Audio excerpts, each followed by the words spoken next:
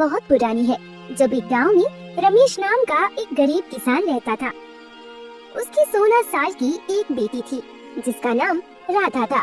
रमेश की पत्नी की मृत्यु राधा को जन्म देते ही हो चुकी थी। अब राधा का पालन पोषण अकेले रमेश ही कर रहा था। रमेश ने अपनी बेटी राधा को बहुत लाड प्यार से पाला था। पूरे दिन रमेश खेतों में काम करता रहता और फिर घर आकर खाना बनाता था। एक दिन की बात है, जब रमेश अपने घर में खाना बना रहा था, तभी उसके पड़ोस में रहने वाली एक बूढ़ी काकी उसके पास आई और कहने लगी, अरे बेटा रमेश, कब तक तू ऐसे ही दिन रात काम में लगा रहेगा? अब तो तेरी बेटी भी बड़ी हो गई है, तू खाना इससे बनवाया कर, इससे तुझे आराम भी मिलेगा और तेरी बेटी को घर का काम भी आ जाएगा। काकी, मेरी एक ही बेटी है, मैं उसे माँ का प्यार तो नहीं दे पाया, लेकिन ध्यान रखता हूँ कि उसे पिता का प्यार दे सकूं। मैं अपनी बेटी को शिक्षित बनाना चाहता हूँ। मेरी बेटी मंत्रियों की बेटी के साथ पढ़ने लगी है और उसके बदले में मैंने आचार्य जी को अपना एक पूरा खेत दे दिया है। महल के सिवा गांव में और कोई तो शिक्षित होना चाहिए, इसलिए मैं अपनी बेटी से कोई काम नहीं करवाता ताकि उसका सारा ध्यान अपनी शिक्षा पर रहे। अरे रमेश, ये भला क्या बात हुई? शिक्षा से भी किसी का भला हुआ है आज तक? कन्या को सही समय पर घर का काम काज सिखा देना चाहिए, नहीं तो कल को अगले घर जाकर तुम्हें ही गालियाँ सुनाएगी कि पिता ने कुछ भी नहीं सिखाया। उसमें भी बहुत समय है काकी, आप चिंता न करें, मेरी बेटी एक दिन मेरा नाम रोशन करेगी। हाँ। वो बूढ़ी काकी आए दिन खरी खोटी सुनाती रहती थी, लेकिन रमेश हमेशा उसका मुंह बंद कर देता था। एक दिन की बात है, राधा ने अपने पिता से कहा, पिताजी, गांव के लोग बिल्कुल ठीक कहते हैं, मैं अब बड़ी हो गई हूँ और मुझे भी खाना बनाना सीख लेना चाहिए। बेटी, तू बस मन लगाकर अपनी शिक्षा ग्रहण कर। आचार्य जी तुझे जो पढ़ाएंगे उसमें तू राजकुमारियों से कम नहीं होगी। हाँ बापू, ये भी कोई कहने की बात है। अच्छा बेटी, अब मुझे देर हो रही है, तेरा खाना मैंने बना दिया है, समय पर खा लेना, और तेरे दोस्त छोटू का खाना भी बना दिया है। इतना बोलकर रमेश खेतों में काम करने के लिए निकल गया। उसने दिन भर खेतों में जी तोड़ मेहनत की और फिर शाम के समय जब वो अपने घर वापस आ रहा था, तभी अचानक रास्ते में एक सांप आ गया। रमेश को वो दिखाई नहीं दिया और अनजाने में रमेश ने उसके ऊपर पाँव रख दिया। सांप ने रमेश को काट लिया। रमेश कुछ देर तक तड़पता रहा और फिर वहीं पर उसकी मृत्यु हो गई। आसपास के लोगों ने जब ये देखा तो वो दौड़ते हुए आए। अरे देखो भैया, अरे रमेश को सांप ने काट लिया। लेकिन तब तक देर हो चुकी थी और रमेश मर चुका था। लोगों ने कहा, अरे ये तो मर गया है, भगवान ये कैसे हो गया? अचानक बीवी तो इसके पहले से ही मर चुकी थी। राधा ने अपने पिता को जब इस हालत में देखा तो वो बहुत जोर जोर से रोने लगी। पिताजी, अब मैं अकेली इस दुनिया में क्या करूंगी? आपके सिवा तो मेरा और कोई है भी नहीं। अब मैं इस दुनिया में कैसे जीऊंगी? तभी एक 7 साल का बच्चा छोटू उसके पास आया और बोला, दीदी, तू अकेली नहीं है जो बिना माता पिता के हैं। मेरे माता पिता भी तो नहीं हैं, इसलिए तो मैं इधर उधर घूमता हूँ, मारा मारा फिरता हूँ। आज से इस गांव में एक नहीं बल्कि 2 छोटू हो जाएंगे। असल बात तो ये थी कि छोटू एक अनाथ बच्चा था जो गांव में इधर उधर घूमता रहता था, लेकिन राधा को उससे बड़ा लगाव था। वो हमेशा छोटू को खाना खिलाती और उसे प्यार करती। राधा ने उस छोटे बच्चे का हाथ कसकर पकड़ लिया और कहने लगी, अब हम दोनों साथ ही रहेंगे, चाहे कुछ भी हो जाए। मैं तुम्हारा सहारा बनूंगी और तुम मेरा। दीदी, आप तो पहले से ही मेरा सहारा हो, मुझे रोज खाना जो खिलाती हो, अब तो मैं तेरा सहारा बनूंगा। गांव के लोगों ने रमेश का अंतिम संस्कार कर दिया।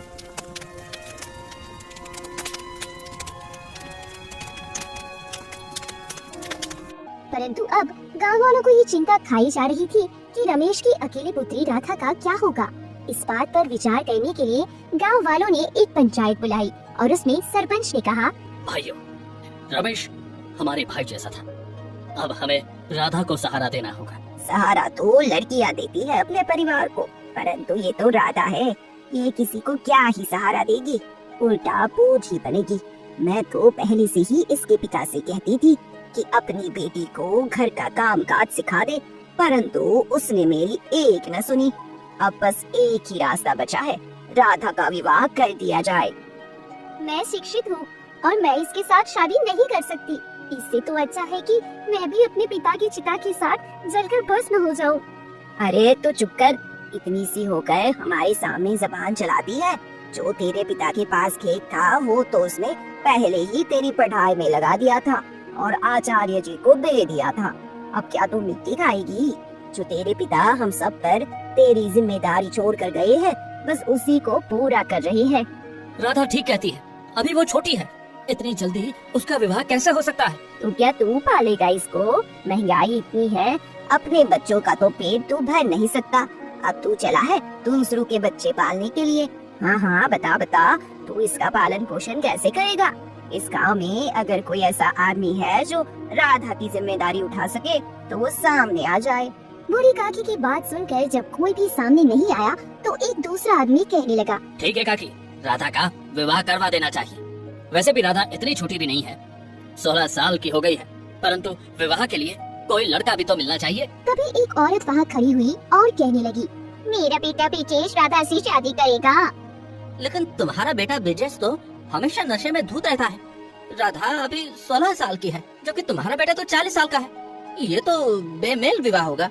अरे अरे, अब कोई राजकुमारी से ब्याह नहीं थोड़ी आएगा। जो मिल रहा है वो ठीक है। विवाह के बाद ब्रिजेश अपनी जिम्मेदारियों को जरूर समझेगा और नशा करना भी छोड़ देगा।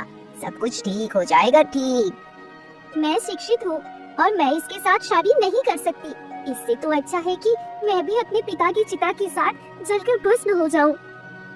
देख राधा, तेरे पास अब 2 ही रास्ते हैं।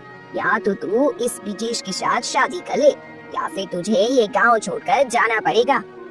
ठीक है, मुझे काकी की ये शर्त मंजूर है। मैं अभी ये गांव छोड़कर चली जाऊंगी यहाँ से।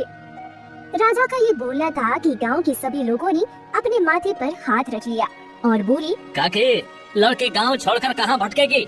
रोक लो उसे। जाने दो इसे। जब एक दिन बिना छत के रहेगी ना तो फिर से अपना गांव याद आएगा। कहाँ जाएगी ये? कल सवेरे तक लौट कर वापस आ जाएगी और ब्रिजेश से विवाह करने के लिए तैयार भी हो जाएगी। मैं देखती हूँ इसके पिता के सपने कैसे पूरे होते हैं। अब जाओ सब यहाँ से, अपने अपने घर जाकर बैठो और 2 लोग जाकर राधा को गांव के बाहर छोड़ाओ। गांव वालों ने ऐसा ही किया।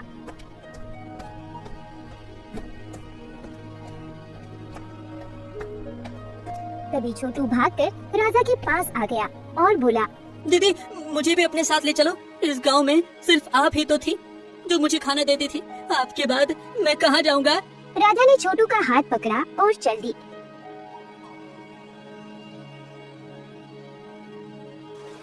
अभी वो कुछ दूर ही चली थी कि जोरदार बारिश होने लगी और बिजली चमकने लगी। छोटू को चमकती हुई बिजली से बहुत डर लगता था। छोटू बोला, दीदी, मुझे बहुत डर लग रहा है। ये बारिश कब बंद होगी? बस कुछ ही देर में ये बारिश बंद हो जाएगी छोटू, तुम डरो मत, सब ठीक हो जाएगा। थोड़ी देर के बाद बारिश रुक गई। राधा छोटू को लेकर वही जमीन पर बैठ गई। दोनों का ठंड से बहुत ज्यादा बुरा हाल था, परंतु उनके पास एक भी कपड़ा नहीं था जिसे ओढ़कर वो दोनों अपनी ठंड को दूर कर सकते। दीदी, मुझे बहुत ठंड लग रही है और भूख भी बहुत जोरों की लगी है। इतनी देर हो गई चलते चलते। हम कहाँ जा रहे हैं? छोटू, ये तो मुझे भी नहीं पता कि हम लोग कहाँ जा रहे हैं। गांव वालों ने हमें गांव से निकाल दिया है। अब हम दोनों का क्या होगा? हम कहाँ जा सकते हैं? अब हम दोनों यहीं रहेंगे, इसी सड़क पर। राधा पूरी रात छोटू को समझाने की कोशिश करती रही।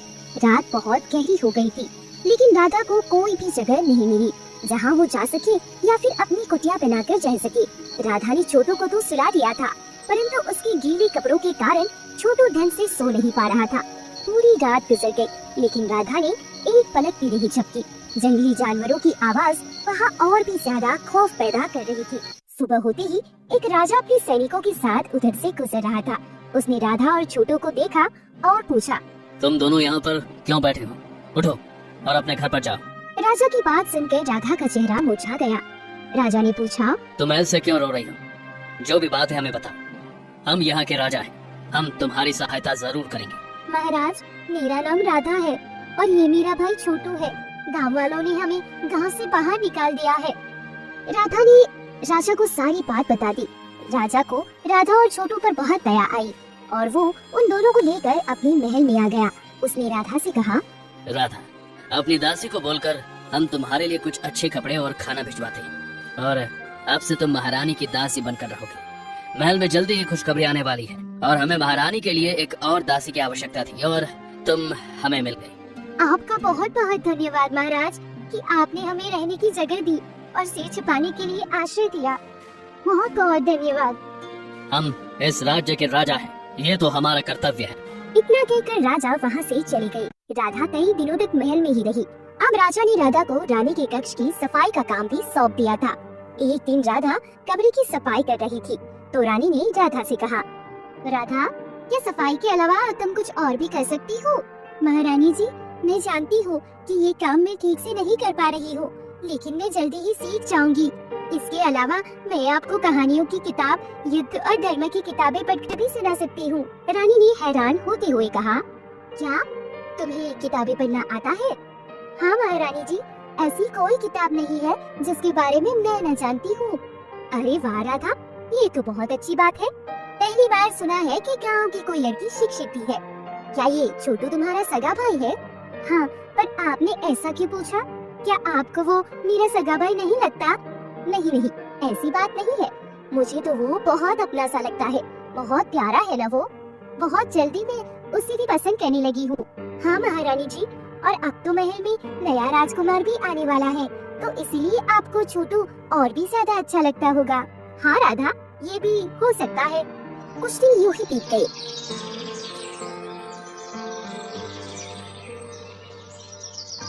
एक दिन महल में सुबह सुबह बच्चे की रोने की आवाज आई और उसके साथ ही दाई माँ घबराई हुई बाहर आई और बोली, महाराज, महाराज, आज हम इस बच्चे को नहीं बचा पाएंगे। न जाने क्या मर्ज है भगवान की मर्जी कि इस महल में बच्चे के रोने की आवाज तो गूंजती है, लेकिन किलकारी नहीं गूंजती। नहीं नहीं दाई माँ, ऐसा मत कहिए। ये हमारा दूसरा बच्चा है। इससे पहले भी हम अपना एक बच्चा खो चुके हैं, अब इसको नहीं खो सकते। महाराज, बच्चे को बचाने का एक ही रास्ता है, काली नदी का पानी। यदि वो आप अपने बच्चे को पिला दे तो उसका जीवन बच सकता है, लेकिन वो पानी लेने के लिए आपको खुद ही जाना होगा। याद रहे कि उस नदी का पानी इतनी आसानी से आपको नहीं मिलेगा। ठीक है दाई माँ, मैं काली नदी का पानी लेकर आता हूँ। इधर महारानी ने जब दाई की बात सुनी तो वो बोलने लगी, दाई माँ, ये तुम क्या कह रही हो? पता है ना, काली नदी के पास हमने अपने पहले बेटे को खोया था। महाराज फिर से वहाँ पर जाएंगे तो टूट जाएंगी। महारानी जी, काली नदी का पानी बहुत शक्तिशाली है। इस बच्चे के लिए वो बहुत जरूरी है। अब तो महल में दूसरा राजकुमार आ गया है। महाराज और आपके जख्म जल्दी ही भर जाएंगे। महारानी, हमें हमारे बड़े राजकुमार की सचमुच बहुत याद आती है, परंतु आज काली नदी पर जाने के अलावा हमारे पास कोई दूसरा रास्ता भी नहीं है। हमें अपने बेटे को जीवन दान देने के लिए काली नदी का पानी लाना ही होगा। राजकुमार नकुल के समय भी दाई माँ ने यही बोला था। ऐसी भी क्या बात है मेरे बच्चों में जिनको काली नदी का पानी ही ठीक कर सकता है? रानी सोच में पड़ गई और फिर राजा अकेले ही जंगल के रास्ते में काली नदी की ओर चल पड़े।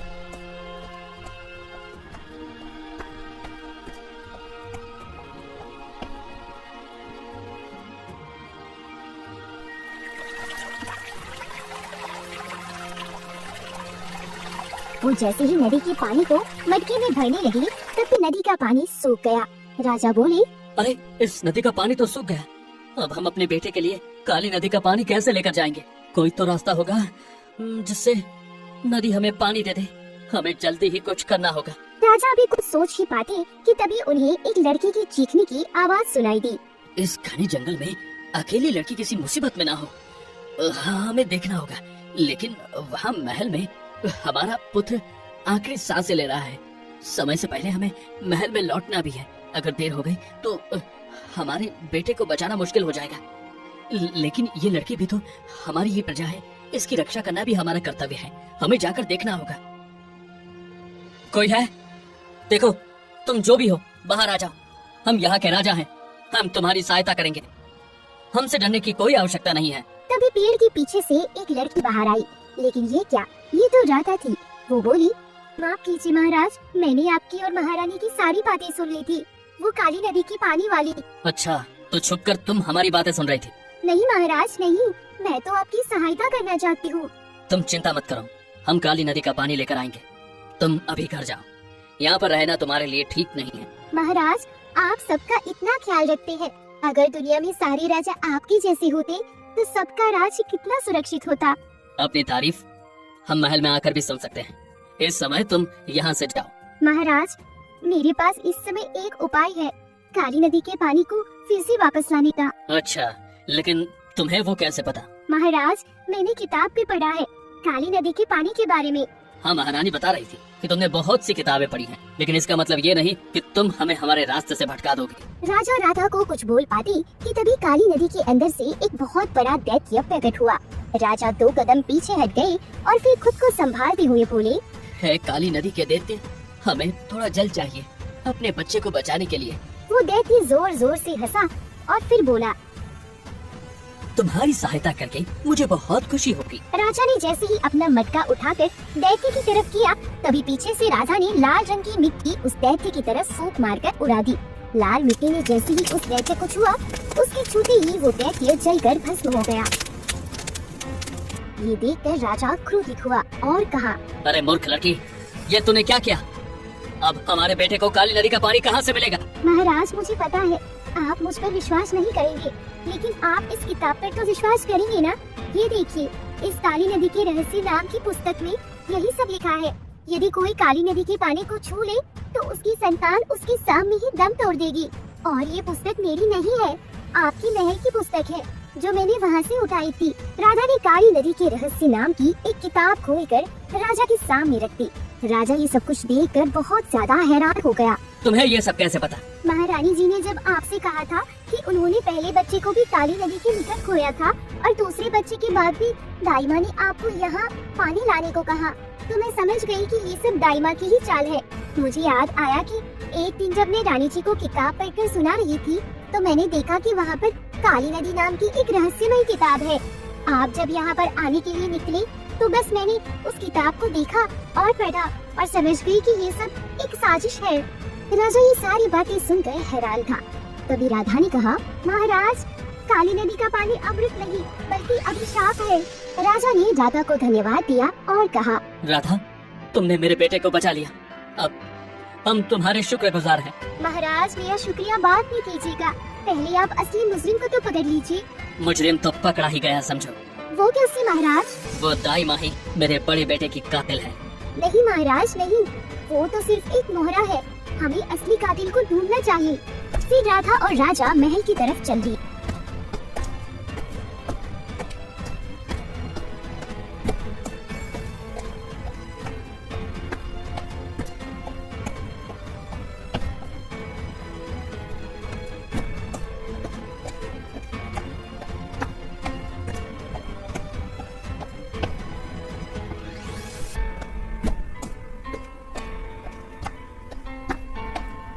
जब वो महल में आई तो दाई माँ रानी के नजदीक बैठी हुई थी। राजा ने अपने मंत्री को इशारा किया। मंत्री ने दाई माँ को पकड़ लिया और सबके सामने दरबार में पेश किया गया। महारानी भी बच्चे को लेकर दरबार में आ चुकी थी। राजा ने भरी दरबार में कहा, दाई माँ, मैंने और महारानी ने आप पर इतना विश्वास किया और आपने हमारे साथ क्या किया? अच्छा, तो तुम्हें सब कुछ पता चल गया? हाँ, पता चल गया, लेकिन अब तुम ये बताओ कि तुमने ये सब क्यों किया? मैंने वही किया जो सही था। एक बच्चे को उसकी माँ से अलग करना क्या सही है? एक राजकुमार को उसके राज्य से अलग करना क्या तुम्हारी नजर में ठीक है? और तुमने जो किया, क्या वो ठीक था? ये सुनकर राजा हैरान रह गया और बोला, हमने तुम्हारे साथ क्या गलत किया? बोलो। तुम्हारे कारण हमने अपना बड़ा राजकुमार खो दिया। पहले राजकुमार के जन्म पर भी तुमने हमें काली नदी का पानी लाने को कहा था और तुम्हारी बात मानकर तुम्हें और अपने बच्चे को लेकर जब हम जंगल में गए थे तो हमने बच्चा तुम्हारी गोद में दिया था और काली नदी का पानी लेने के लिए चले गए कि तभी तुमने शोर मचा दिया कि राजकुमार को जंगली भालू उठा कर ले गया और हमने तुम्हारी उस बात पर विश्वास भी कर लिया था। तुम सोच भी नहीं सकती थी वो 7 साल हमारे लिए और रानी के लिए कैसे थे। क्या आपको लगता है महाराज कि आपने कुछ भी गलत नहीं किया? क्या आप भूल गए सावित्री को? सावित्री का नाम सुनकर महाराज चुप हो गए। दाई माँ बोली, मैंने कुछ भी गलत नहीं किया। मैंने तो बस सावित्री का साथ दिया है, जिसे मैंने इस महल में अपने बच्चों की तरह पाला था।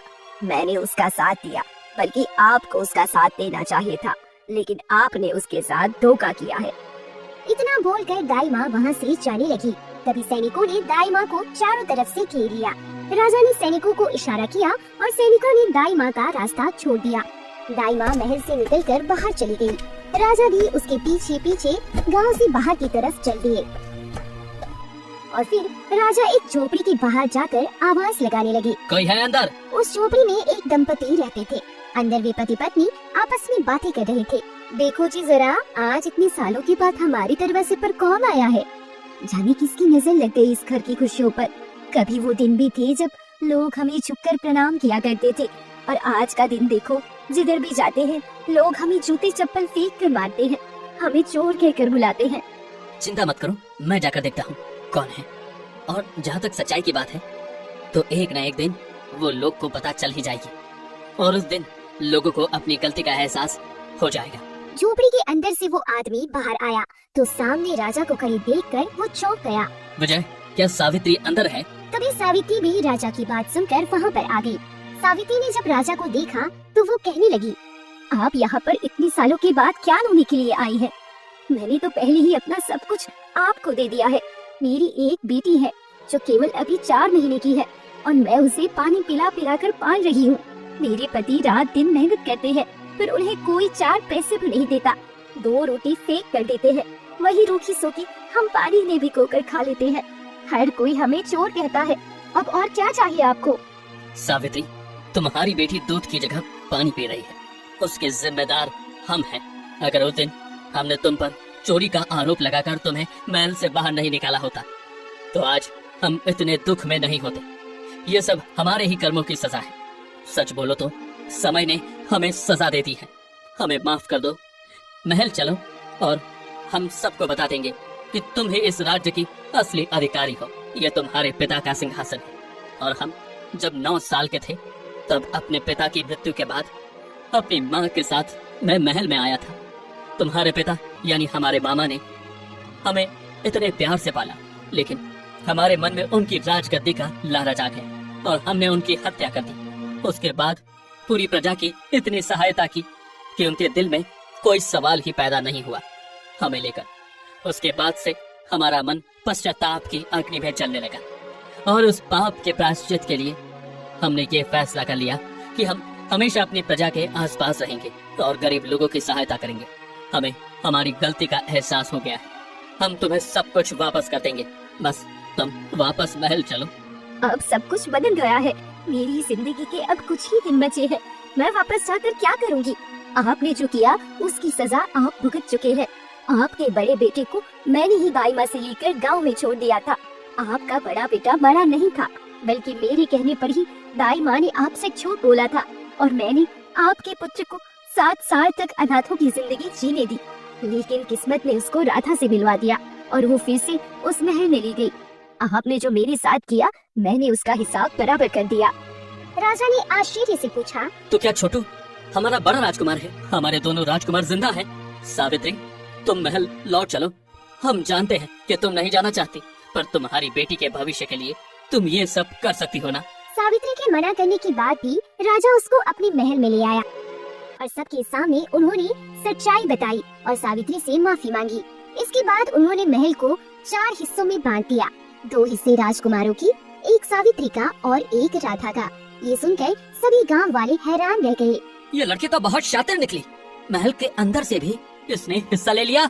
इसके बाद राजा ने सारी प्रजा के सामने सावित्री से हाथ जोड़कर माफी मांगी और राधा को सिर झुकाकर प्रणाम किया और कहा, राधा ने मेरे दोनों बेटों को बचा लिया। और फिर सब मिलकर एक साथ उसी महल में हंसी खुशी रहने लगे। जीवन में शिक्षा पाना हर व्यक्ति का अधिकार है। याद रखिए, जीवन में किसी भी तरीके से मिला हुआ ज्ञान कभी भी व्यर्थ नहीं जाता।